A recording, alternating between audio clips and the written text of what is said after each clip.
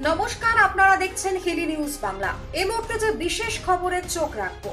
দক্ষিণ দিনাজপুরের কুশমন্ডিতে যুবসাথী প্রকল্পে অনিয়মের অভিযোগে বৃহস্পতিবার উত্তেজনা ছড়ালো। ব্লক অফিস ঘেরাও করে বিক্ষোভে সামিল হলো বহু বেকার যুবক যুবতী এবং অভিভাবকরা। তাদের অভিযোগ, প্রকৃত আবেদনকারীদের বঞ্চিত করে অন্যদের ব্যাংক অ্যাকাউন্টে টাকা স্থানান্তর করা হচ্ছে।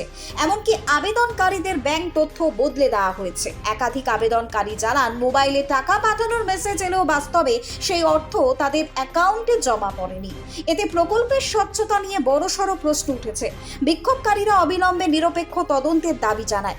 পরিস্থিতি উত্তপ্ত হলে ব্লকের বিডিও নয়না দে ঘটনাস্থলে এসে বিক্ষোভকারীদের সঙ্গে কথা বলেন।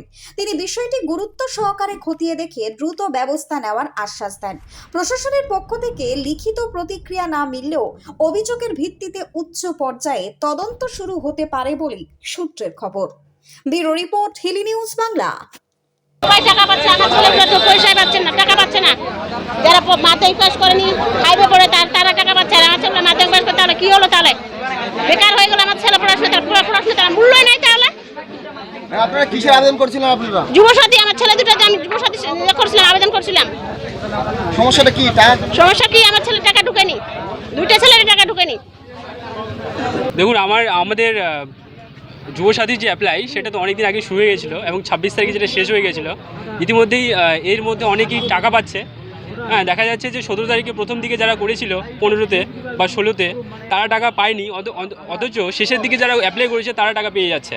তাই আমাদের এটাই আবেদন ছিল আজকে ব্লকের মধ্যে, যে আগে অ্যাপ্লাই করার পরেও কেন, মানে আগের ডেটের লোকগুলো টাকা পাচ্ছে না বা ছেলেগুলো টাকা পাচ্ছে না, পরেরগুলো কেন টাকা পাচ্ছে, এটা ছিল প্রথমত। এবং দ্বিতীয়ত আরেকটা ভুল হচ্ছে যে অনেকেই ব্যাঙ্ক অ্যাকাউন্ট ভুল করছে। যেমন আমারটা, আমি যদি দেখাই যে আমার অ্যাকাউন্ট, আমার মোবাইল নাম্বারে যদি WBIFMS থেকে, যেটা হচ্ছে আমাদের স্টেটের ট্রেজারি, যেখান থেকে আমরা স্ট্যাটাস চেক করতে পারি যে আমাদের অ্যাকাউন্টে টাকা ঢুকেছে কি না, তো সেই জায়গায় আমি আমার অ্যাকাউন্টে চেক করলাম, আমার মোবাইল নাম্বার দিয়ে, রেজিস্টার্ড মোবাইল নাম্বার দিয়ে যে অ্যাকাউন্টটা শো করাচ্ছে সেটা অন্যজনের অ্যাকাউন্ট। আমার কাছে এখানে প্রুফও আছে।